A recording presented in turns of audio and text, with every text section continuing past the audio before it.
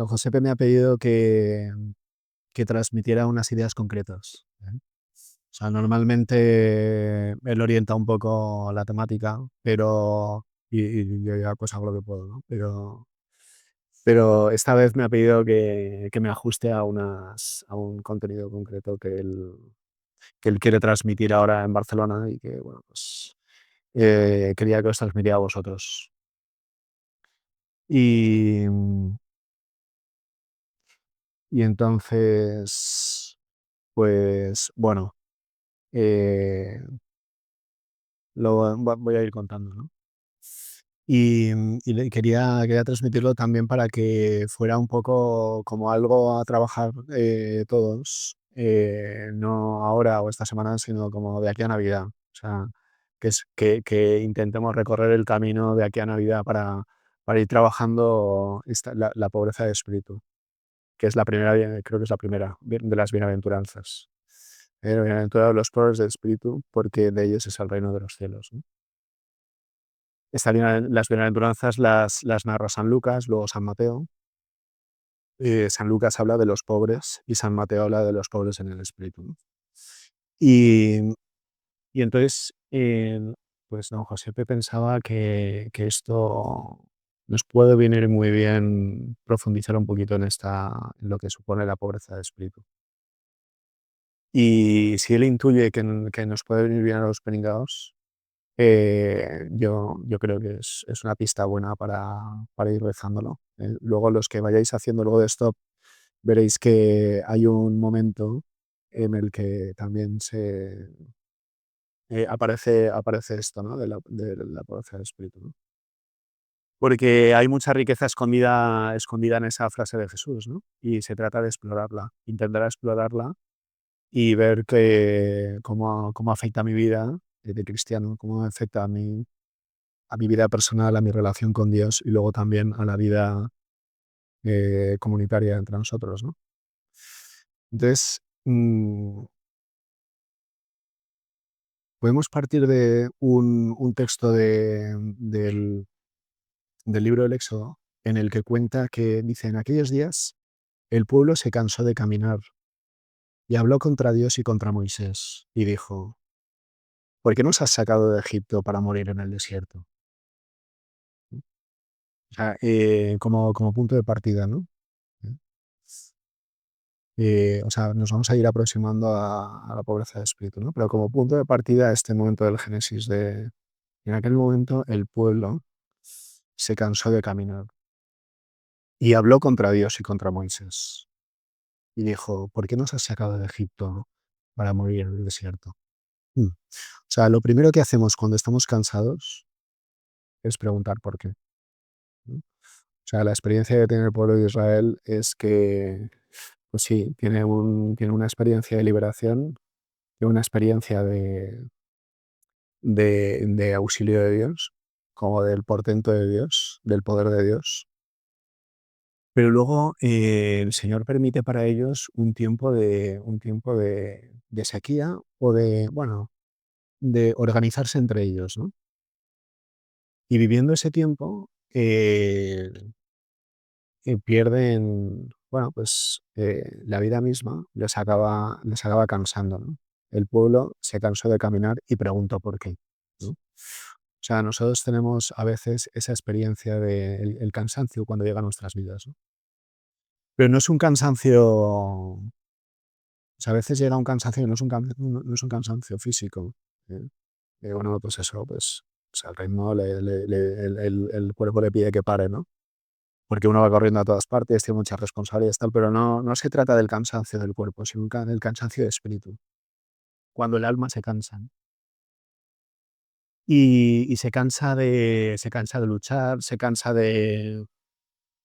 todo mal. Se cansa de luchar, se cansa de aguantar, se cansa porque está aguantando, está soportando, está, bueno, hay tensiones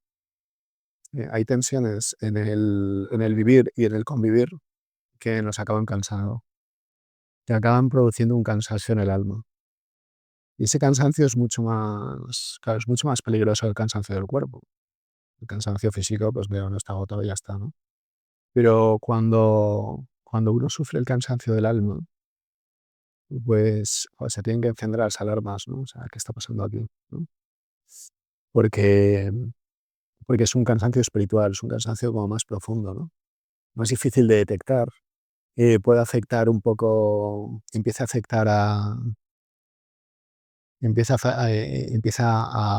quitarme la paz interior, empieza a vivir las cosas un poco con desasosiego, un poco con impaciencia, impaciencia también con los otros. Empiezo a señalar al otro, ¿no?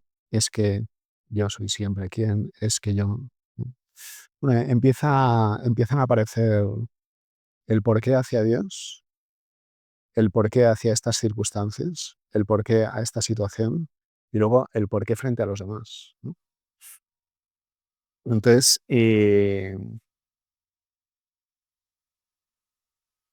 se piden explicaciones, ¿no? Como hace el pueblo de Israel. ¿Por qué tenemos que seguir caminando? ¿Por qué? ¿No? ¿Por qué Dios permite esto, no? Y uno empieza a pedir explicaciones y las cosas empiezan a parecerle mal, o sea, hay un desasosiego, el alma pierde la paz, que puede ser fruto del cansancio. O sea, y a veces no son razones objetivas, sino que uno las está viviendo con inquietud, y no es tanto la exigencia por entender este por qué hacia Dios, ¿no? O sea, por qué hacia Dios, o por qué hacia Hakuna, o por qué hacia el coordinador, o por qué hacia el grupo de mi hora santa, o por qué ¿no? No es tanto una exigencia por entender como un cansancio del espíritu, del corazón, ¿no? O sea, no, el por qué no está intentando racionalizar y que le expliquen, sino es un porqué del corazón. O sea, ¿por qué me he metido en esto? ¿Por qué tengo que vivirlo así? ¿Por qué me tratan así? ¿No? Bueno, uno empieza, ¿no? El corazón empieza. Por eso el porqué ese no surge tanto de la inteligencia como del corazón cansado, y cuando el corazón está cansado se revela. Debe pasar por Israel. Cuando el corazón está cansado se revela. El pueblo de Israel no está cansado de caminar, está cansado de otras cosas, está cansado de soportarse entre ellos, está cansado del silencio de Dios, está cansado de la falta de cuidado, ¿no? Y cuando el corazón está cansado se revela. ¿Y qué es lo que ocurre? Claro, Moisés acude a Dios, ¿eh? Señor, mira a tu pueblo, a quien tú salvaste, y no te olvides de él. Y entonces Dios acude. ¿Eh? ¿Cómo sería la oración de Moisés, no? Porque, bueno, todos implorarían a Dios que haga algo, pero la oración de Moisés provoca la respuesta de Dios. Y le dice, haz una serpiente de bronce, ponla en un estandarte, y todo aquel que sea mordido por la serpiente y mire la serpiente el estandarte de bronce, pues quedará sanado. Y Moisés lo hace. Y cuando la serpiente mordía a alguien, este miraba a la serpiente de bronce y salvaba la vida. Por eso, o sea, cuando leemos la historia del pueblo, "No, qué bien que se van al desierto, qué bien que ahora de repente aparecen serpientes", ¿no? O sea, es que Dios está hablando. Y eso también nos puede dar pistas a cómo es nuestra oración, cómo leemos la escritura. O sea, que no están narrando cosas que pasaron, sino que Dios está diciendo cómo es el corazón del hombre, cómo es la respuesta del hombre a Dios, cómo Dios se vuelve a encontrar con el hombre, cuáles son las claves de sanación, cómo aproximarse al corazón de Dios, cómo obtener el favor de Dios, cómo vivir las cosas, ¿no? Y entonces, pues así es como tenemos la escritura, ¿no? Y entonces esto nos está indicando dónde está la mirada, ¿no? A lo mejor el cansancio del alma está llegando porque estamos dejando de mirar eh, a Cristo, ¿no? Y estamos dejando de mirar el estandarte que Dios ha puesto, ¿no? ¿Eh? Vosotros viviréis, podréis ser mordidos por la tentación, podéis ser envenenados por la serpiente, pero mirar la cruz, mirar a Cristo, ¿no? O sea, Cristo no murió y ya está, y nosotros, aleluya, aleluya, sino que está puesto ahí para mirarle, ¿no? Mirar a Cristo, mirar la cruz, y en la cruz hay una persona. ¿Eh? Y a veces el corazón se cansa y el corazón se nos cansa porque hemos desviado la mirada, estamos mirando otras cosas. Estamos mirando pues si funcionan las cosas, si tiene eco lo que proponemos, si siguen contando conmigo. O a lo mejor ahora, a lo mejor algunos de nosotros estamos rayados porque ha empezado el curso y han cambiado piezas. Entonces, ahí va. Yo estaba posicionado y ahora me han dicho que, que han cambiado la pieza. O sea, ya no coordino. Han perdido la confianza en mí, que he hecho mal. Entonces, aquí seguro que algunos estamos rayados porque con el cambio de curso han cambiado piezas. Y entonces, sí, ¿no? Entonces, ¿qué pasa? Eh, bueno, mm, cuando dejamos de mirar a Cristo, las circunstancias nos afectan y a veces nos aplastan.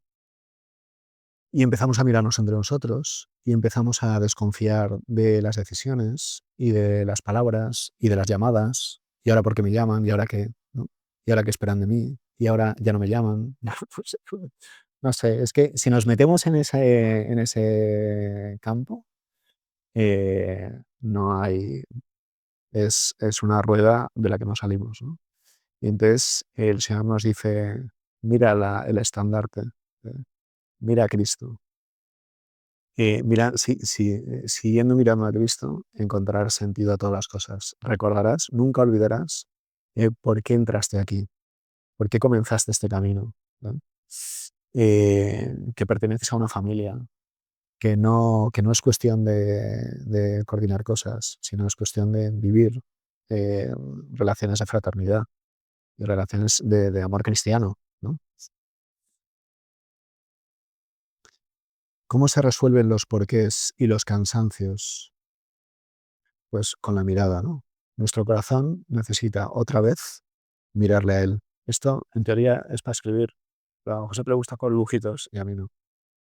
Entonces, es que yo no sé dibujar.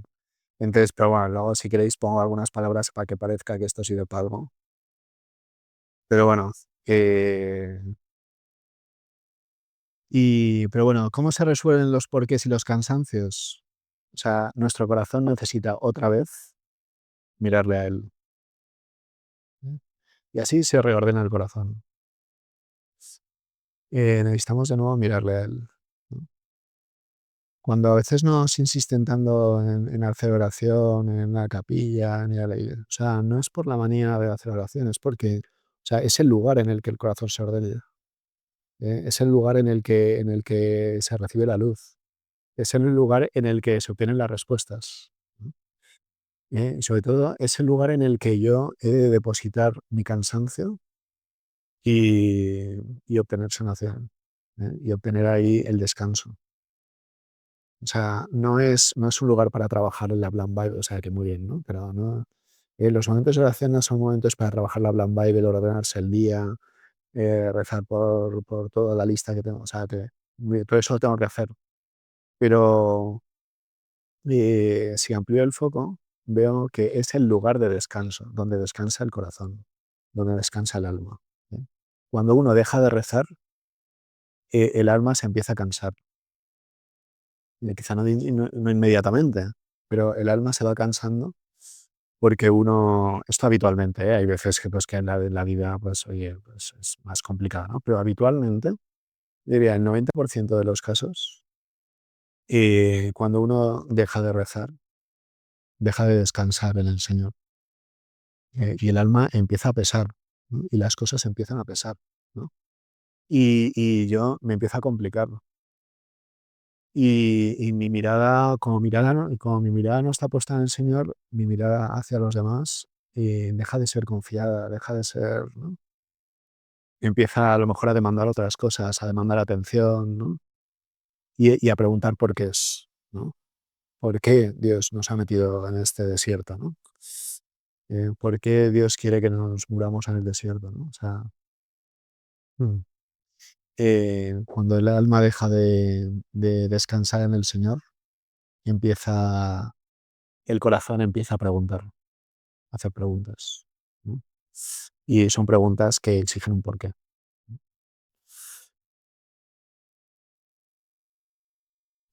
¿Qué es lo que dice San Pablo de Cristo? Habla de Cristo que se despojó a sí mismo. Aquí entramos ya un poco en lo que podemos explorar sobre la pobreza de espíritu, ¿no? San Pablo habla de Cristo como que se despoja a sí mismo y toma condición de esclavo, hecho obediente hasta la muerte.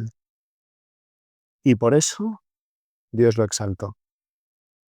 ¿Sí? O sea, porque Cristo, claro, cuando hablaban del Mesías, se imaginaban que iba a ser como nos imaginamos nosotros cuando hablan del Apocalipsis, que nos imaginamos que va a venir Cristo ahí con los ángeles y que va a ser. No, pues cuando hablaban del Mesías se lo imaginarían igual, ¿no? Y de repente el Mesías llega y se despoja de sí mismo, toma la condición de esclavo, se cumplen las profecías, ¿no? Como cordero llevado al matadero. Las profecías, y sobre todo las de Isaías, empiezan a cumplirse en Cristo, ¿no? Y por eso Dios lo exaltó y le dio el nombre sobre todo nombre, ¿no?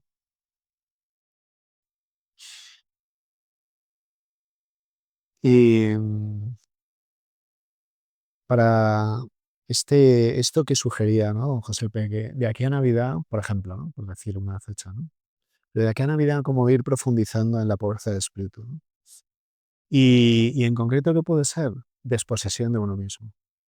Quería haber traído, me he acordado varias veces, pero no lo he buscado. Hay una poesía que está en el libro de Desagos de un intruso, se llama, ¿no? El libro este, ¿cómo se llama? O son como... Se puede aprender a sufrir. O sea, hay una poesía, hay un capítulo de ahí que es como una poesía que a mí me gusta mucho, que comienza: siento que la vida me deshoja.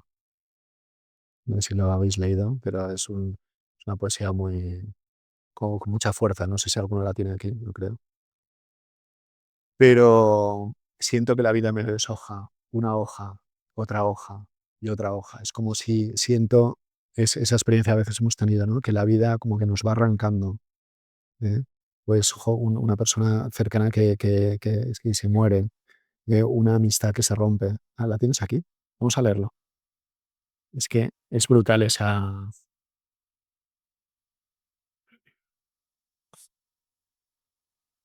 Siento que la vida me deshoja, protesta el intruso. Una hoja, otra hoja. Yo me acuerdo cuando escribí este libro, es de José P. Lo escribió poco después de la muerte de su padre, pero eso es como un golpe que le hizo sentir como más, ¿no? Una hoja, otra y otra. Tantas cosas que me dio, ahora me las va quitando. El tiempo recortado, compromisos que condicionan, salud algo quebrada, libertad de movimiento recortada, facultades mermadas, inocencia perdida, amistades que fallaron, seres queridos que ya se fueron, tranquilidad usurpada por preocupaciones. Algunas hojas caen solas, otras son arrancadas con violencia, pero todas duelen. Cada hoja que me desnuda es desgarramiento de algo propio, privación de un abrigo que me daba su calor, muerte de algo que decía mío. Cada hoja que se desprende es una muerte, y las muertes duelen. Siento que la vida me deshoja, rectifica el intruso. Una hoja, otra y otra. Tantas cosas que me dio que me ahogaban sin yo saberlo, que ahogaban lo más propio mío. Esas hojas no son yo. En su momento me dieron su calor. Ahora ya estorban, ya no sirven, están de sobra. Lo de fuera ya cumplió su misión, al menos esa hoja caída. Una persona, para vivir en lo más interior suyo, donde se vive la propia vida, necesita ser limpiado, como las verduras, afuera con lo de fuera. Una persona tiene que morir muchas veces y derramar muchas lágrimas para poder decir yo, simplemente yo, y ya, dueño de su yo, abandonarse, dejarse amar, darse en el amor. Siento que la vida me deshoja y bien deshojado estoy. Bueno, pues si queréis,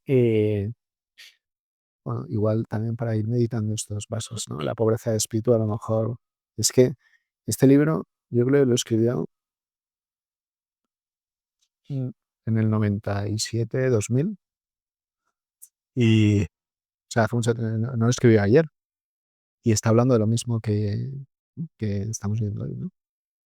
O sea, ahí está concentrado todo, porque, mm, porque cuando hablamos de la pobreza de espíritu, estamos hablando de eso, ¿no? De cómo desprenderse de las riquezas, ¿no? O sea, cuando habla el Señor de los pobres de espíritu, no está hablando de una pobreza material. O sea, es verdad que también hay que también hay una pobreza material que me libera. Y es verdad que también hay una riqueza material que me puede esclavizar. Pero estamos hablando de la pobreza del espíritu. Y la pobreza material también la incluida bienaventuranza, pero sobre todo nos podemos focalizar en la pobreza de espíritu, ¿no? O sea, y en la pobreza de espíritu también podemos hablar de riquezas y pobrezas, ¿no? O sea, hay riquezas que no son de dinero, sino riquezas que, que nos están, nos están atrapando. Por ejemplo, la carrera universitaria. No, es que yo soy ingeniero.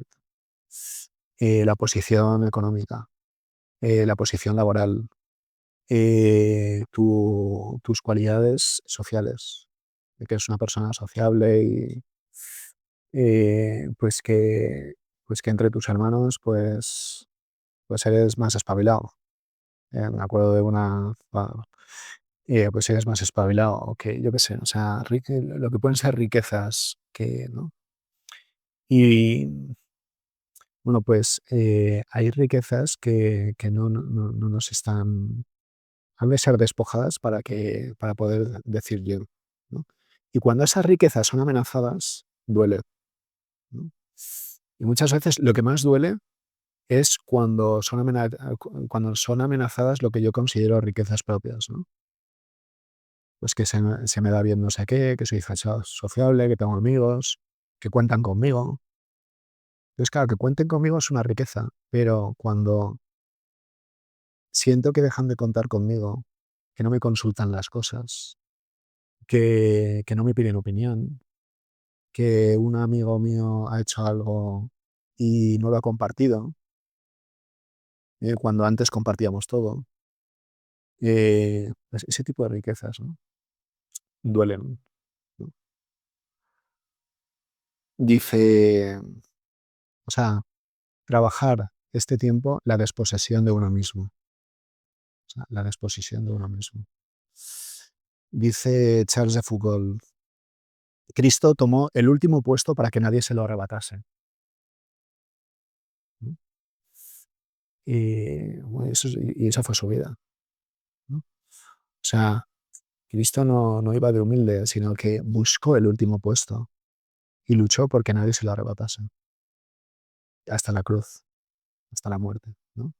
Entonces nosotros, si han de si han de contar con nosotros para coordinar algo, o para hacer una gestión, o para promover no sé qué, o para ayudar en no sé cuántos, lo hacemos porque eh, queremos servir, pero no sin dejar, como dice aquí, sin dejar que nos arrebaten el último lugar.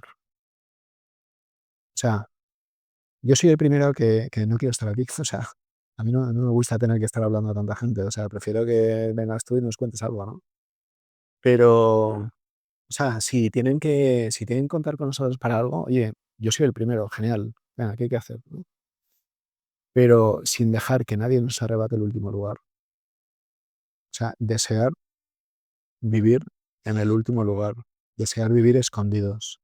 Esto no quiere decir que ahora que no puedan contar con nosotros, no, sino que mi corazón está agarrado al último lugar. Y así es como vivía Cristo. O sea, Cristo Bueno, dice Charles Foucault, ¿no? Cristo tomó el último puesto para que nadie se lo arrebatara. Y eso fue compatible con predicar el sermón de las montañas, ir a la sinagoga, pelearse con los judíos, hacer milagros. Pero Cristo se agarró al último lugar y no dejó que nadie se lo arrebatara, ¿no? O sea, se entiende que fue perfectamente compatible con que él tuviera que estar expuesto. Y Cristo tuvo que estar expuesto y tuvo que hablar y predicar y tuvo que sanar y decir aquí, hacer eso. Pero tomó el último puesto para que nadie se lo arrebatara. O sea, él quiso ser el último. Y nosotros que queramos ser los últimos.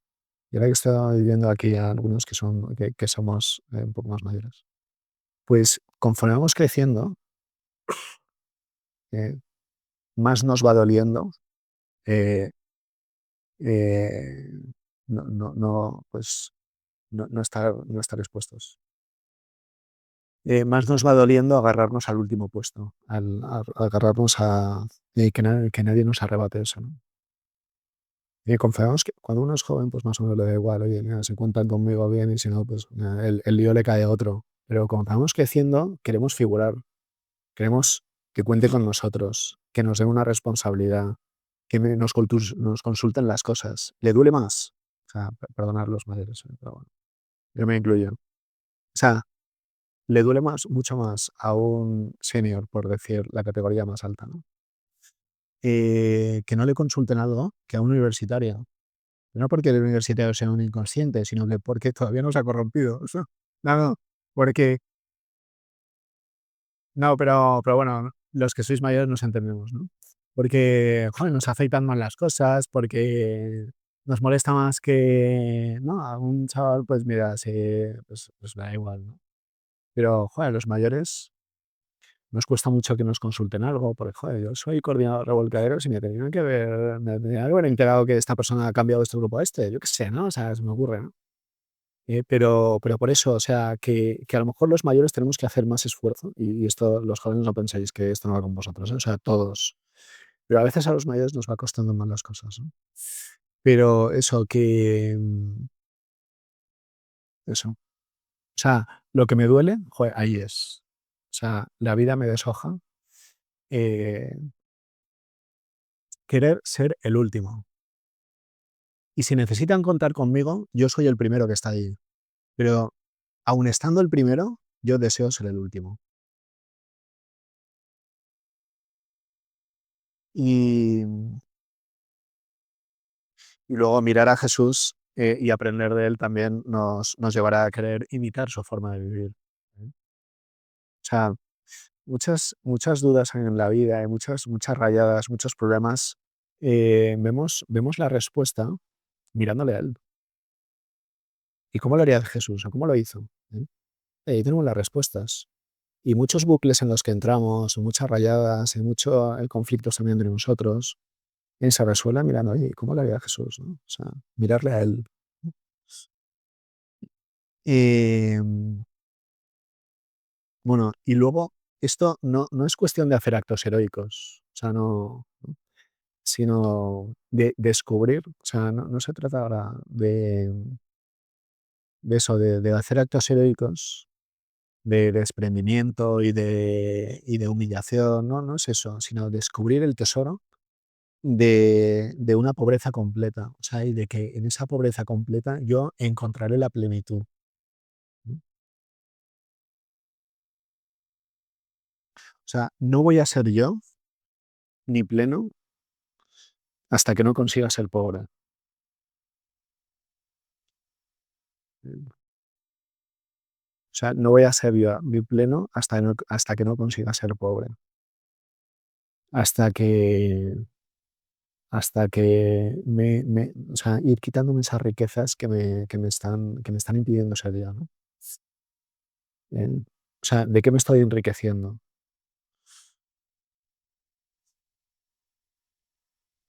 Sí, o sea, ser pobre es lo que posibilita ser libre, ¿no?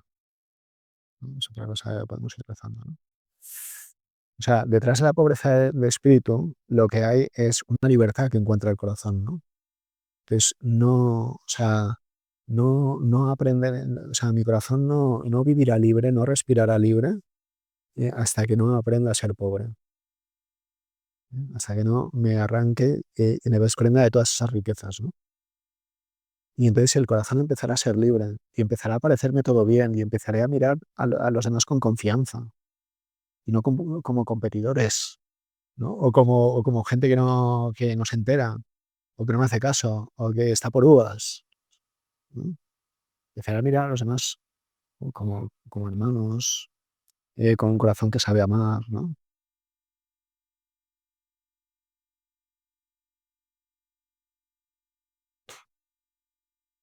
Cuando yo pienso: "Joder, han decidido esto y no me han consultado", ahí, por ejemplo, estoy encontrando un motivo para una ocasión de pobreza, ¿no?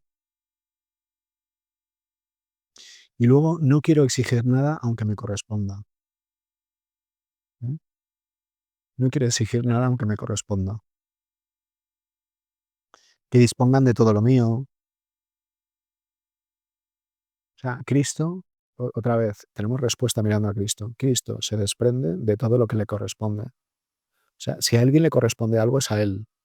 No, pues Cristo se desprende de todo lo que le corresponde y no lo reclama. O sea, por eso él tiene autoridad para decir: "Bienaventurados los pobres del espíritu, porque de ellos es el reino de los cielos". O sea, los que libremente se desprenden incluso de lo que les corresponde. En el matrimonio, por ejemplo, pues cuando uno vive pobre es una maravilla.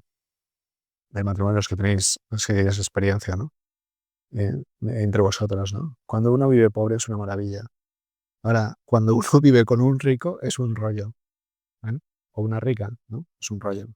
¿Por qué? Pues porque empiezan los porqués, empieza uno a exigir lo que le corresponde, empieza uno a defender lo propio, a defender su espacio, su tiempo, ¿no? Entonces, cuando uno vive con un pobre, es un pobre, en este sentido, no de dinero, ¿no? Es una maravilla, porque todo es fácil, todo es amable, todo es, ¿no?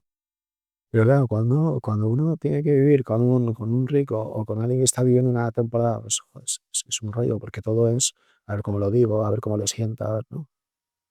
Y a ver hasta dónde puedo llegar, a ver si no se da cuenta, ¿no? Entonces, todo empieza ya la estrategia para que haya paz, ¿no? Entonces, no, pues eso, lo mismo en todo, ¿no? Casi todos los conflictos se resuelven con un sacrificio voluntario, ¿no? Y el capaz de ese sacrificio es el pobre. También lo encontramos así en Cristo. Casi todos los conflictos, fíjate, ese conflicto, el lío en el que se había metido la humanidad caída, ¿no?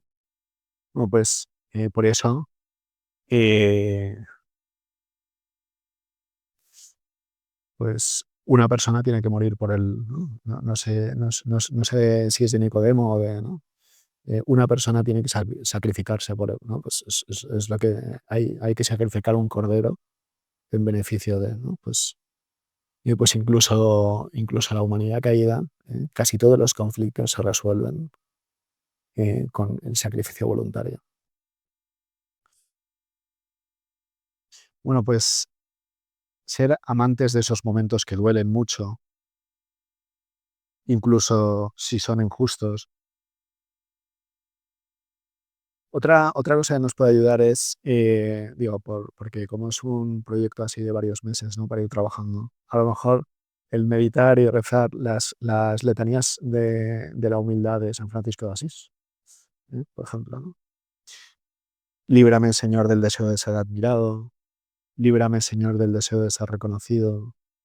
Líbrame del deseo de ser alabado. Líbrame del deseo de ser estimado, etcétera, ¿no?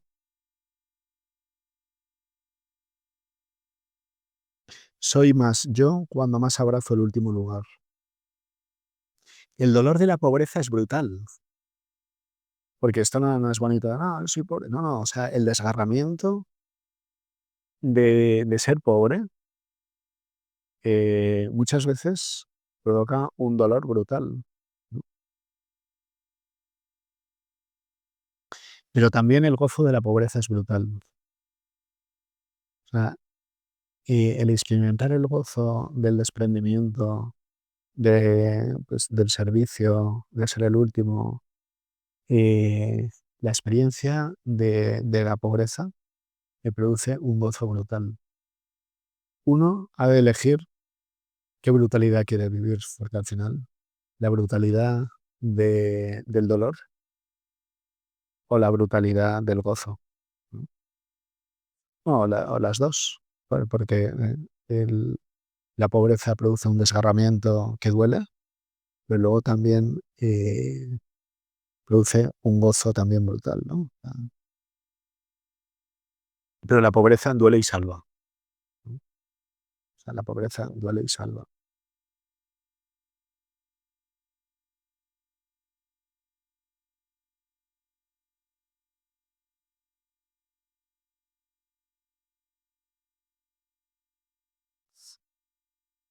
Pues, pues ojalá que todos caminásemos en un cambio de actitud. Al final, esto es una cosa, uno se trabaja, pero sobre todo es una decisión de uno qué vida quiere vivir.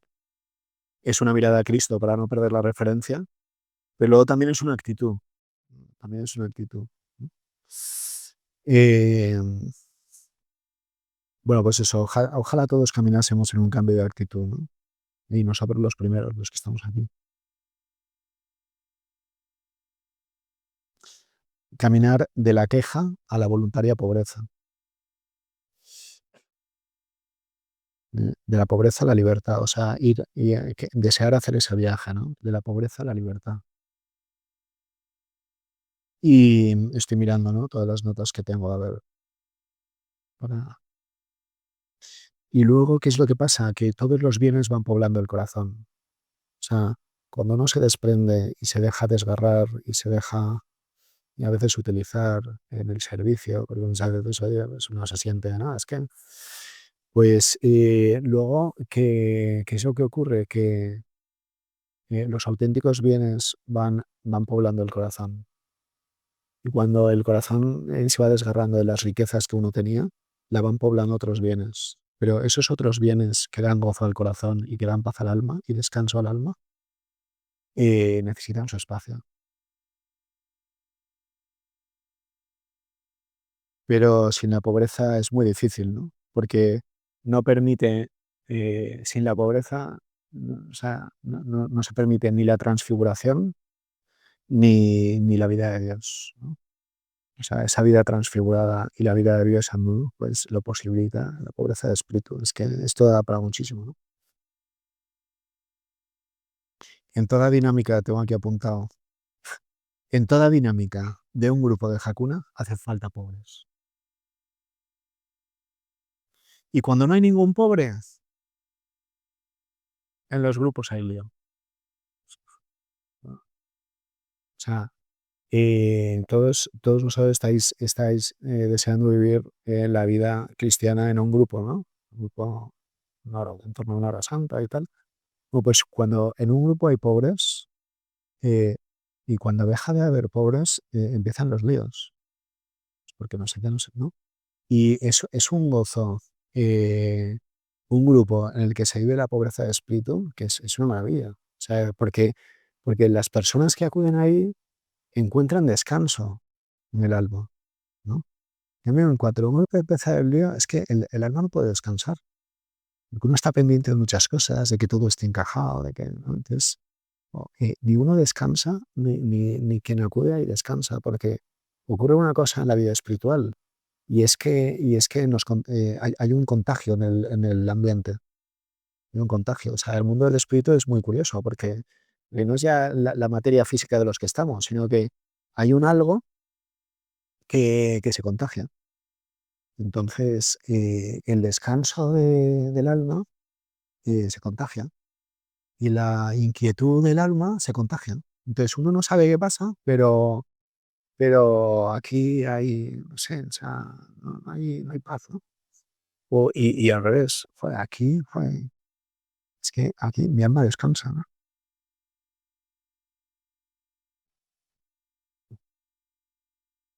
Por eso siempre, los conflictos que pueda haber siempre son conflictos de ricos, ¿no?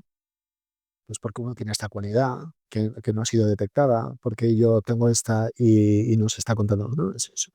Siempre son conflictos de ricos. Luego, en una familia hay unidad cuando alguien muere. Otra vez, no es una muerte física, lógicamente, ¿eh? En una familia hay unidad cuando alguien muere, y esto es lo que antes hemos dicho del sacrificio voluntario, ¿eh? O sea, es un sacrificio voluntario es el que hace Cristo, ¿no? Que, joder, yo me sa ¿no? Y entonces, en el sacrificio voluntario de Cristo, el alma encuentra redención, el mundo encuentra redención, ¿no? Y en una familia ocurre igual, ¿eh? Una familia descansa cuando hay un sacrificio voluntario en alguno de sus miembros. Cuando alguien muere, los demás viven. Y si nadie muere, en una familia no hay unidad. Por eso hace falta que alguien esté dispuesto a morir. Es, otra vez la mirada a Cristo, ¿no? Por eso hace falta que alguien. Por eso a veces nos preguntamos, bueno, ¿era necesario que Cristo muriera? ¿Con una gota no habría sido suficiente? No, no, es que hay mucho más detrás. No se trata de la cantidad de dolor, de la cantidad de sangre que hacía falta, sino que es más es un, es más lo que hay de fondo, ¿no? Por eso hacía falta que alguien muriera para que los demás viviéramos, ¿no?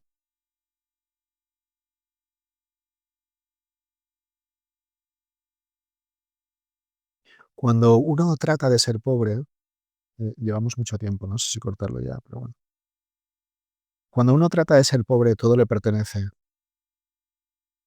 Y cuando uno trata de tener posesiones, de prestigio, de nombramiento,